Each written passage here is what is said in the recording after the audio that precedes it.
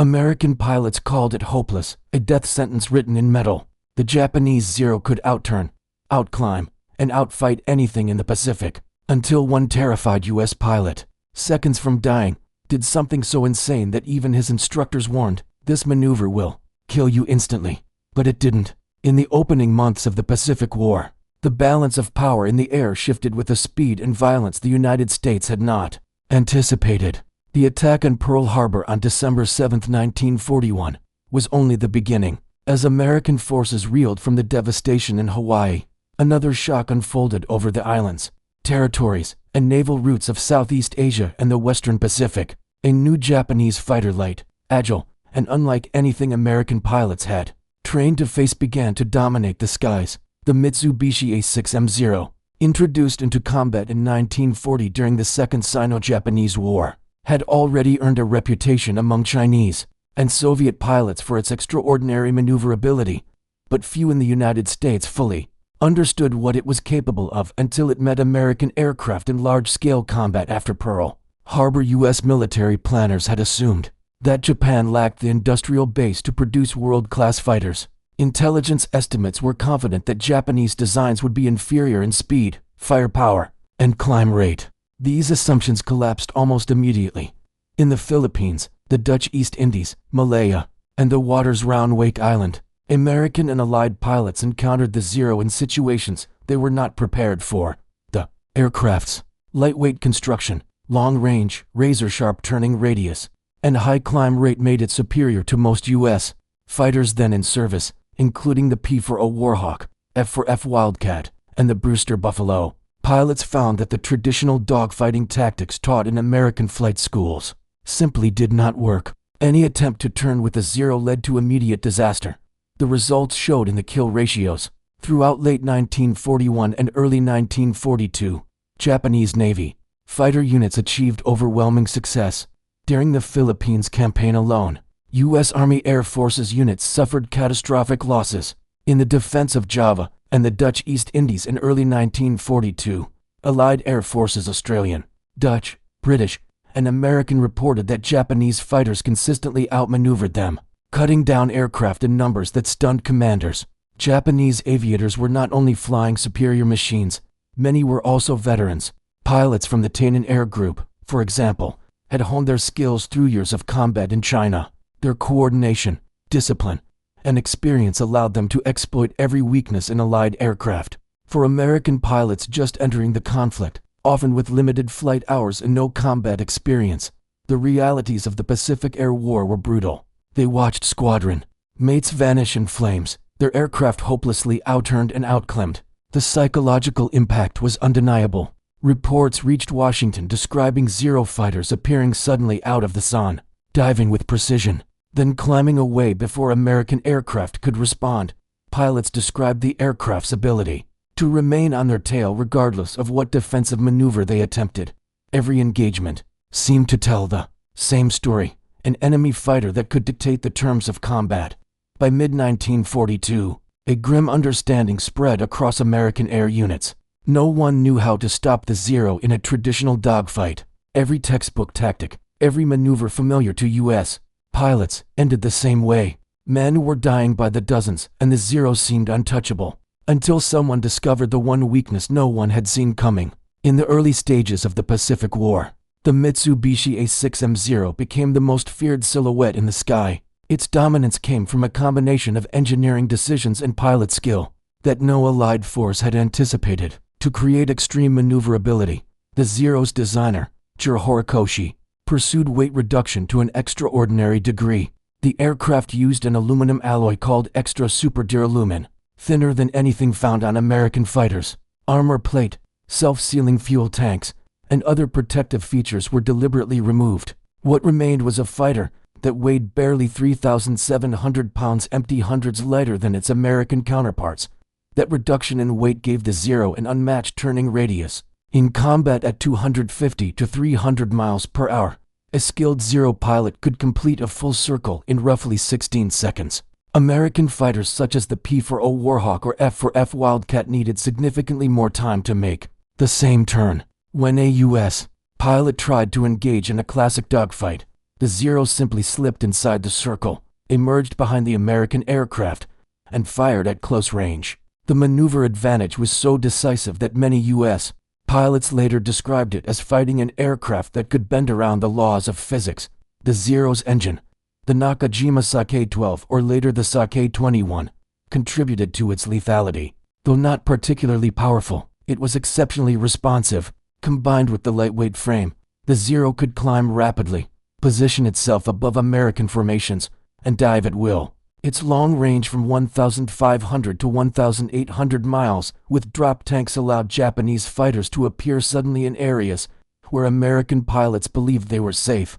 Behind the controls were some of the most experienced aviators in the world. Pilots such as Saburo Sakai, Hiroyoshi Nishizawa, and Toshio Tai had accumulated years of combat experience over China before the Pacific War began. Units like the Tainan Air Group operated with extraordinary discipline and precision. Sakai later wrote about his engagements against American fighters, recalling how often he was able to maneuver behind opponents who were still relying on outdated tactics developed for earlier, slower aircraft. For American pilots, the experience of facing the Zero was deeply unsettling. Survivors of the Philippines and the Dutch East Indies campaigns described looking back to find a Zero locked onto their tail no matter what maneuver they attempted. Some pilots reported watching entire formations shredded in moments, unable to outclimb, outrun, or outrun their opponent. The sensation, many recalled, was not simply fighting an enemy aircraft, it was being hunted by a machine that rarely missed.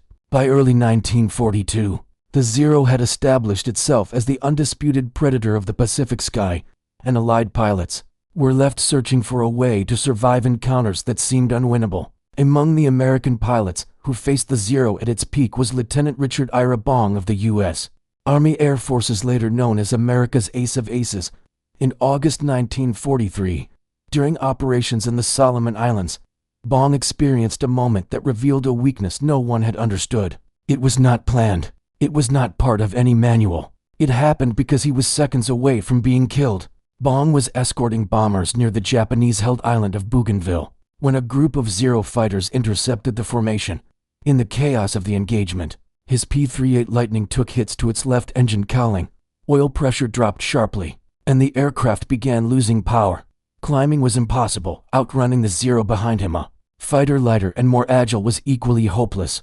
Reports from that mission describe Bong's situation as deteriorating rapidly. His wingman had been forced out of the fight moments earlier.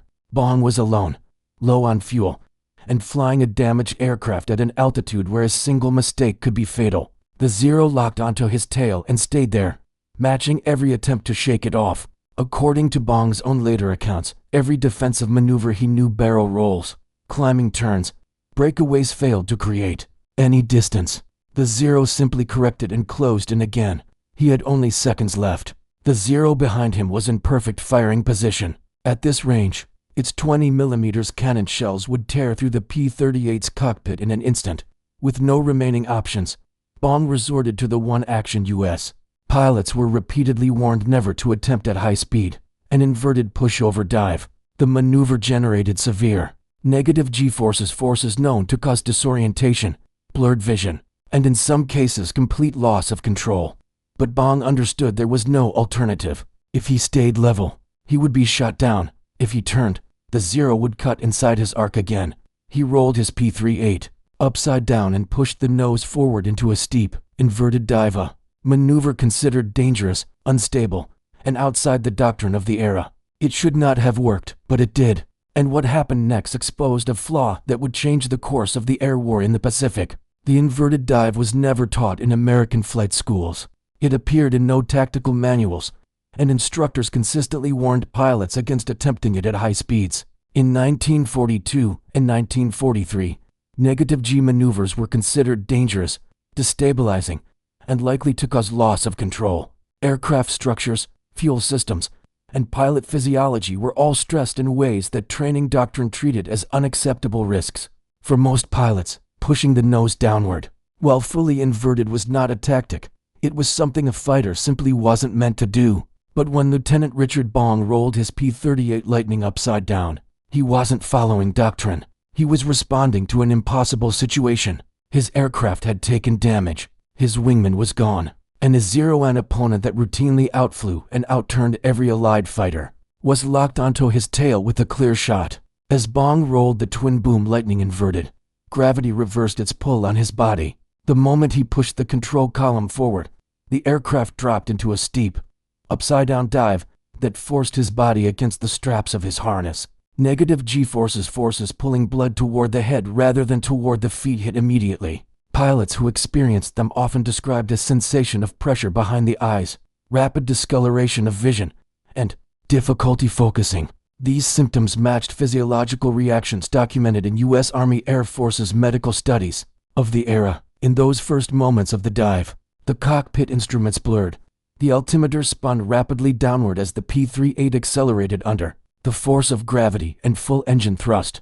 The oil pressure gauge on the damaged engine fluctuated unpredictably. Loose items inside the cockpit, spent shell casings, maps, and equipment lifted upward toward the canopy instead of settling on the floor. Pilots trained in negative G chambers later noted that vision could tint red as blood vessels in the eyes strained under pressure. Accounts from multiple P-38 pilots, including Bong's own recollections, confirm these effects during inverted dives at combat speeds outside the cockpit. Aerodynamic stresses built quickly.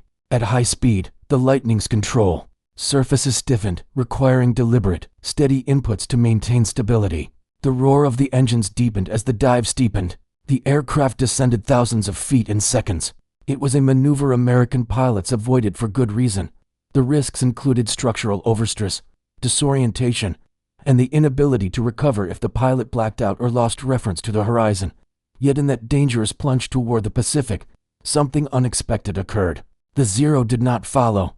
When Bong had initiated the inverted dive, the Japanese fighter had been positioned perfectly for the kill. Under normal circumstances, steep turns, breakaways, defensive spirals, the Zero matched or exceeded American moves. But as the P-38 dropped into negative Gs, the Japanese aircraft abruptly began to fall behind. This was not a tactical withdrawal. It was an inability to maintain the maneuver. Pilots in later engagements reported witnessing the same pattern. Zeros hesitated at the moment negative Gs were introduced, their noses dropping or their engines momentarily sputtering. The aircraft that had dominated every turning engagement was unable to hold position in this single, violent maneuver. When Bong finally rolled upright thousands of feet lower, catching his breath and clearing his vision, the sky behind him was empty. The Zero, so relentless only moments before, had vanished. This was no tactic. It was a last-chance mistake that should have killed him. Instead, it revealed the first crack in the Zero's supremacy. When the P-38 stabilized and the red tint finally drained from Richard Bong's vision, he found himself thousands of feet below the altitude where the engagement had begun. The dive had been violent. The kind of maneuver flight instructors warned could lead to disorientation, loss of control, or structural failure. His head throbbed from the sudden surge of blood, and small red capillaries in his eyes had burst from the negative G-force. But despite the discomfort, his focus went immediately to the space behind his aircraft. The Zero should have been there moments earlier. It had held a perfect firing solution. Its cannons were in range. Its pilot had the advantage, the altitude, and the initiative. Every rule of aerial combat suggested the Japanese fighter should now be diving after him, prepared to finish the kill. But the air behind Bong was completely clear. At first, he expected the Zero to reappear from a blind angle, perhaps above him, perhaps in a higher speed dive of its own. He scanned the horizon, checking each quadrant as trained. Nothing. No glint of sunlight off metal. No aircraft silhouette against the ocean. No engine glare or contrail. The enemy fighter had disappeared as abruptly as if the sky had swallowed it. Bong's report was initially met with surprise. One maneuver, especially one considered unsafe, should not have yielded such a dramatic separation. Yet his experience was not isolated. As word spread informally among pilots in New Guinea and the Solomon Islands, others began testing the same inverted pushover under combat pressure. The results were consistent.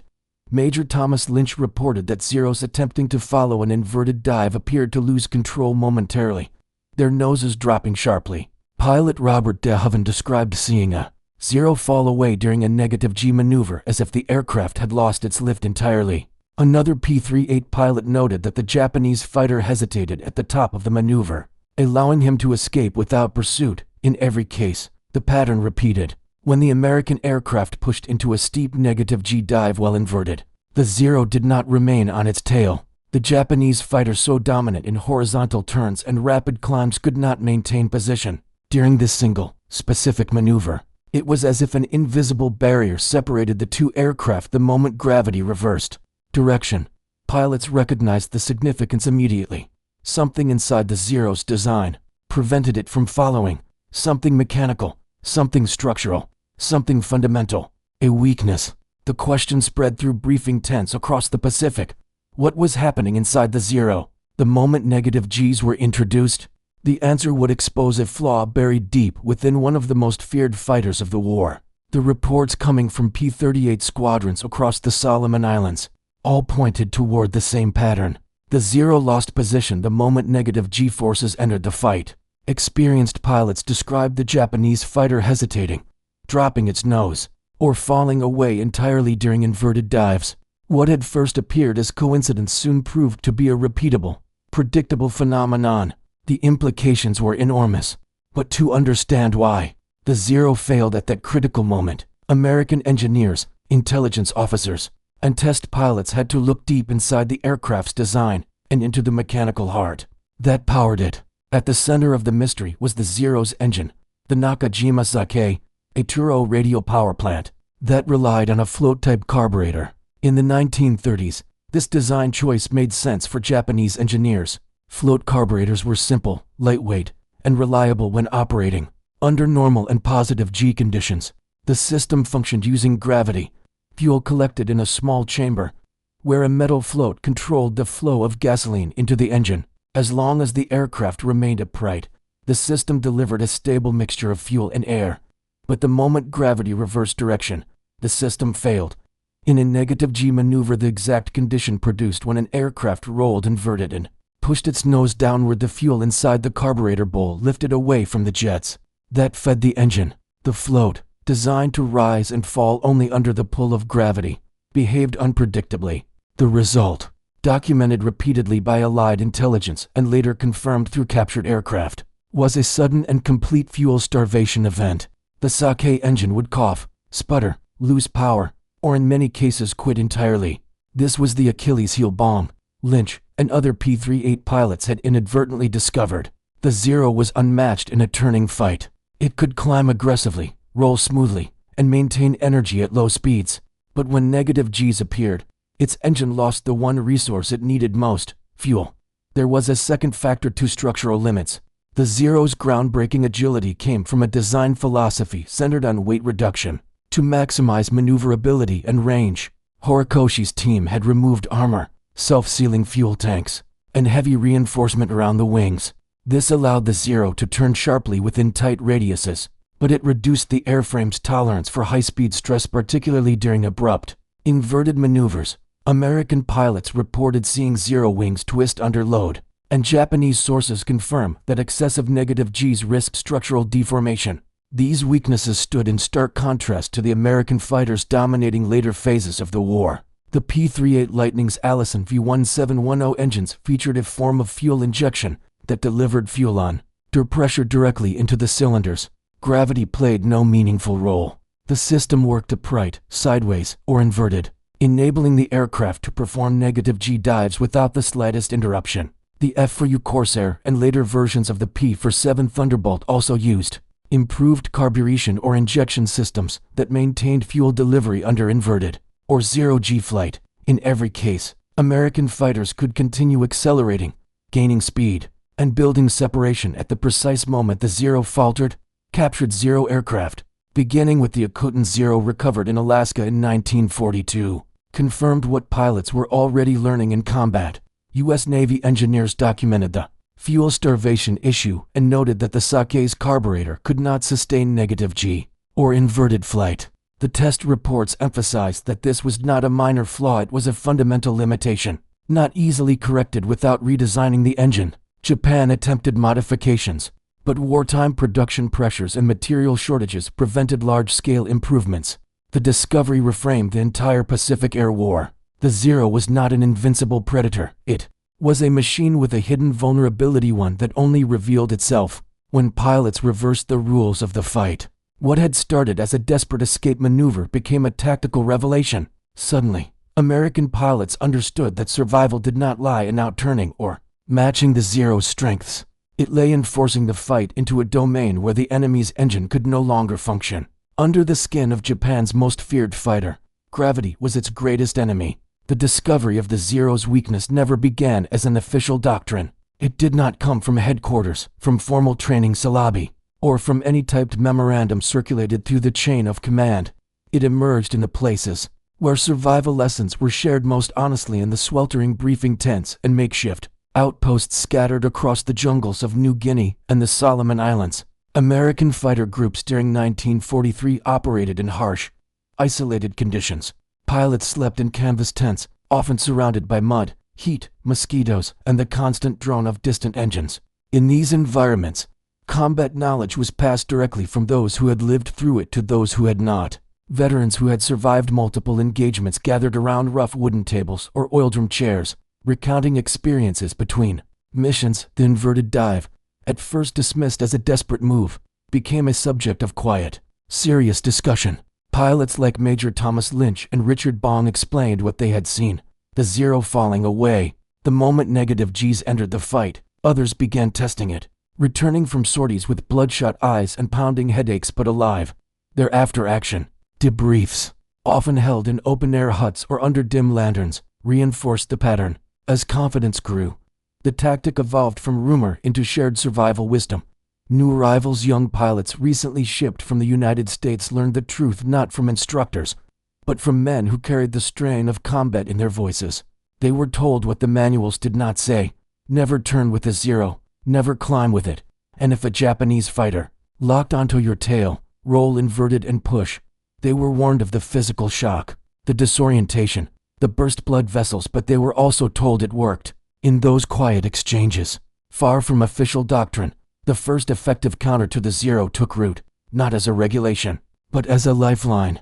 As the inverted dive spread through American fighter units, the air war in the Pacific began to change in ways the Japanese did not anticipate. For nearly 2 years, the Zero's reputation had been absolute. It controlled turning fights. It dictated altitude advantage. It punished every pilot who tried to match its agility. But the moment American aviators stopped fighting the Zero horizontally and instead shifted the battle vertically, the foundations of Japanese air dominance began to crack. The Zero had been designed around a doctrine emphasizing maneuverability, tight turns, low-speed control, and coordinated formations. Japanese naval aviators trained extensively in these tactics, developing techniques that had proven effective from China to the Philippines. They fought with confidence built on experience and results.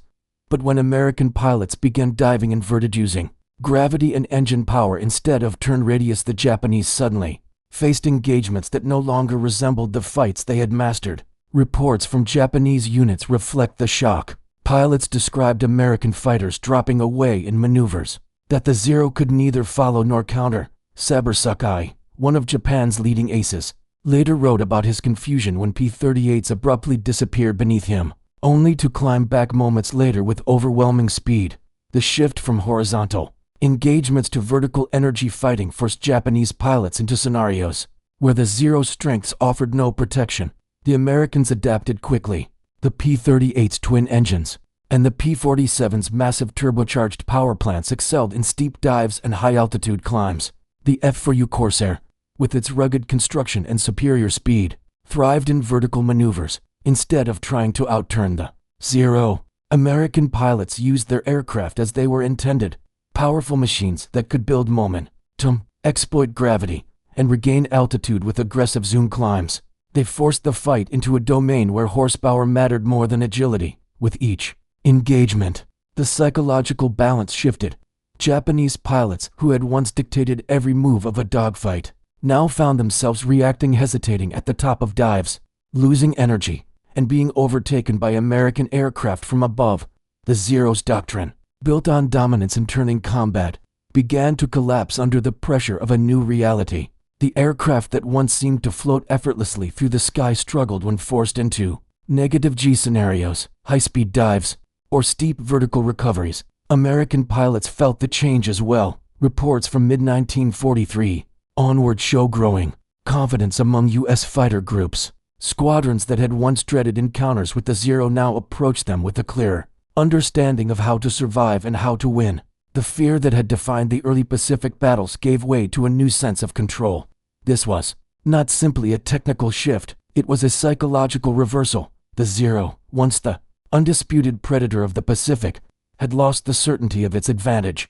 American fighters no longer fought on the Zero's terms, they fought on their own.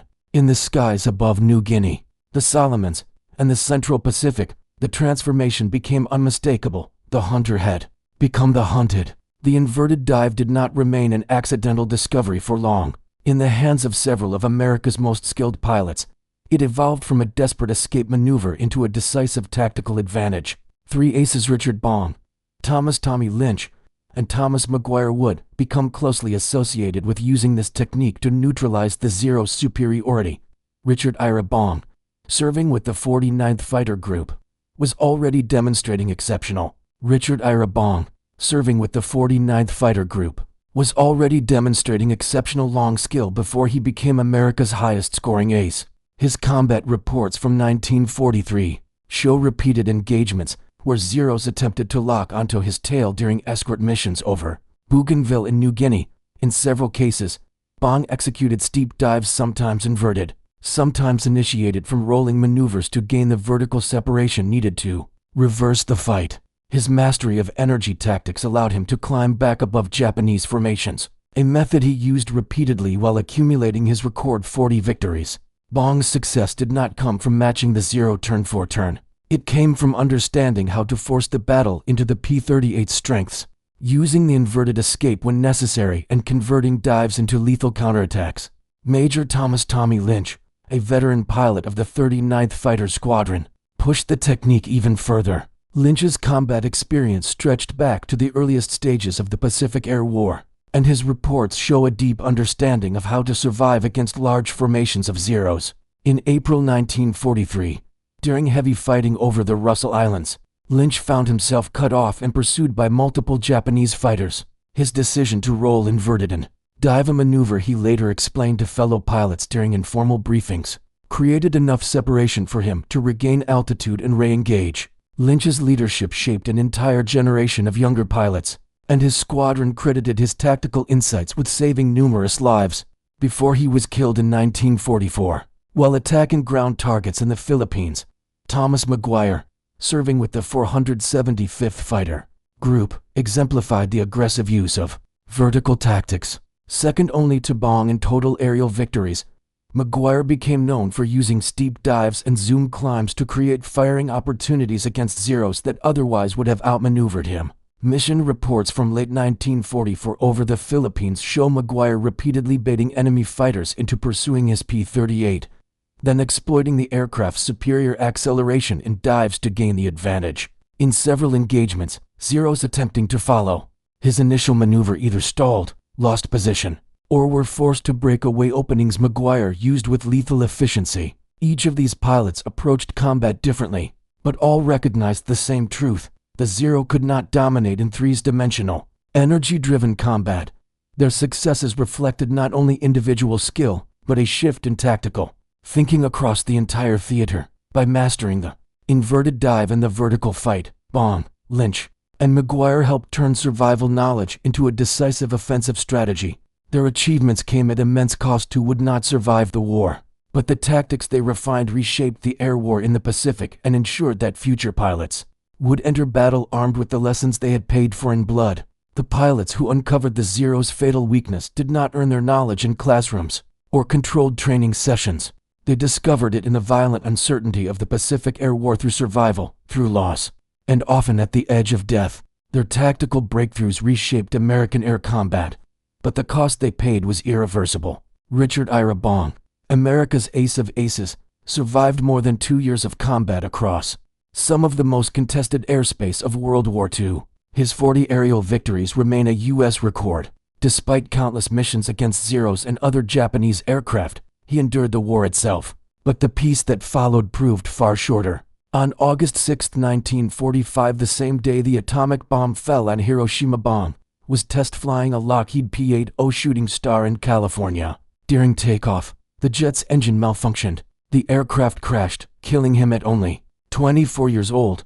His survival skills in combat had been extraordinary, but even he could not escape the risks of a rapidly changing aviation world. Major Thomas "Tommy" Lynch, whose combat reports were some of the earliest to describe the Zero's vulnerability under negative G, also paid the ultimate price. After leading numerous missions across the Solomon Islands and New Guinea, Lynch continued flying frontline operations into 1944. On March 8 of that year, while conducting low-level attacks against Japanese positions on Los Negros Island in the Admiralty's campaign, his P-38 was struck by anti-aircraft fire. He crashed and was killed instantly. Lynch's legacy lived on through the pilots he trained, many of whom credited him with teaching them the knowledge that kept them alive. Thomas McGuire, second only to Bong in American aerial victories, also fell not in a dogfight, but Thomas McGuire, second only to Bong in American aerial victories, also fell not in a dogfight, but during the pressure of combat operations. On January 7, 1945, while attempting to assist a fellow pilot during an engagement over the Philippines, McGuire attempted a tight, low-speed maneuver at insufficient altitude. His P-38 stalled, rolled, and crashed, killing him. His death underscored the unforgiving nature of air combat even for one of history's most skilled fighter pilots. These men did not simply exploit a mechanical flaw in the Zero, they redefined how air combat was fought. Their discovery, the understanding that survival required abandoning the enemy's strengths and forcing the fight into a new dimension, became a lasting principle of American aerial doctrine. It was not a trick, it was a philosophy learned in blood. Never fight the enemy's fight, rewrite the rules. Their lives, successes, and sacrifices helped turn the tide in the Pacific. Their legacy endures in every pilot who understands that the difference between defeat and victory often lies in seeing what no one else has seen and daring to act on it. The inverted dive was never written into wartime doctrine as a named maneuver. It did not appear in official training manuals, and no formal designation was attached to it. But its influence reshaped everything that came afterward. The moment Richard Bong rolled inverted, pushed forward, and survived an encounter he should have lost, he demonstrated a principle that became foundational to modern air combat. Victory belongs to the pilot who controls the energy of the fight, not the shape of the turn. After the war, as jet aircraft replaced piston engines and speeds doubled, the lessons learned in the Pacific took an even greater importance. The Zero's defeat had proven that agility alone was not enough. Aircraft needed power, durability, and the ability to maneuver vertically upward and downward through the fight, not just in the horizontal plane. American designers carried those insights into the next generation of fighters, emphasizing thrust, structural strength, and high-speed stability. When the United States Navy established the Fighter Weapons School in 1969, better known as Top Gun, these principles were formalized into advanced training. The school's curriculum was built on correcting tactical mistakes that had reappeared during the Vietnam War, where U.S. pilots again found themselves in turning engagements that favored lighter, more maneuverable adversaries. Instructors highlighted the same core truth revealed by Bong, Lynch, and McGuire decades earlier. Air combat is won by pilots who understand energy, altitude, and timing, not by those who attempt to match an opponent's strengths. The Top Gun program emphasized vertical maneuvering, slashing attacks, high-speed merges, and exploiting the opponent's weaknesses through superior aircraft performance and tactical awareness. These teachings echoed directly from the Pacific fighters who learned, often under fire, that the way to defeat a more agile enemy was to fight on a different axis, one where power mattered more than turn radius. The legacy of that discovery extends into modern jet combat at today's fighters. F-15s, F-16s, F-A-18s, F-22s, and F-35s are designed around energy dominance, situational awareness, and the ability to impose the terms of the engagement. Pilots still train to avoid entering turning fights they cannot win. They still learn to pull opponents into vertical space where gravity, thrust, and physics shift the balance. And they still study historical cases where innovation under pressure changed the course of an entire conflict. The story of the inverted dive is not remembered for the maneuver itself, but for what it represents. It was a moment when a pilot, overwhelmed, alone, and outmatched, refused to accept the fight as it was given to him. In that instant, he forced the battle into a domain the enemy could not survive. That insight saved lives, reshaped Doctrine, and helped end the Zero's reign. It stands as a reminder of what courage and clarity can accomplish under the most extreme conditions. One split-second decision, one impossible maneuver, one weakness exposed, and history changed forever. If stories like this matter to you, stories of innovation, courage, and forgotten heroes, supporting this channel helps us keep real history alive. A simple subscription ensures these voices are never lost to time.